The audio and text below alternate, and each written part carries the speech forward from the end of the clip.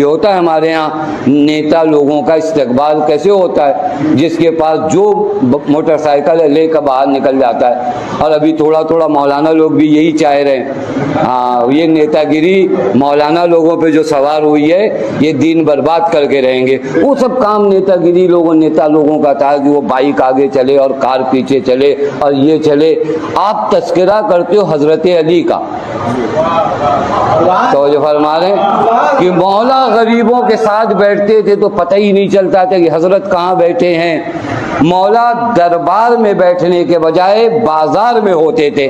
حضرت امیر سے کسی نے کہا مولا یہ دارالخلافہ میں بیٹھا کریے، تھوڑا سے بادشاہ لگے آدمی، آپ تو یہاں بازار میں اور وہ باغ میں۔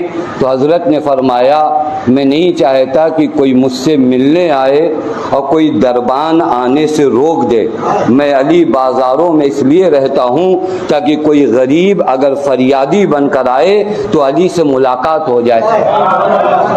آج علی کا پیغام سنانے والے مولوی پروٹوکول میں رہنا چاہتے ہیں، یہ عجیب مرحلہ ہے۔ جب تک ان کے نام کی جہجہ نہ ہو جائے ان کو سمجھ میں نہیں آتا ہے یہ کون سا زمانہ ہے، خدا کی قسم یہ کون سا زمانہ ہے۔ وہ 4 گاڑی آگے اور 5 پیچھے اور وہ بائک۔ میں نوجوان بچوں سے کہوں گا خدا کے لیے مت جائیے، یہ کون سا کام آپ کر رہے ہیں، یہ کون سا کام کر رہے ہیں۔ وہ لڑکے بائک لے کے مولانا کے پیچھے بھاگتے ہیں جو اپنی اماں کی دوا نہیں لاتے۔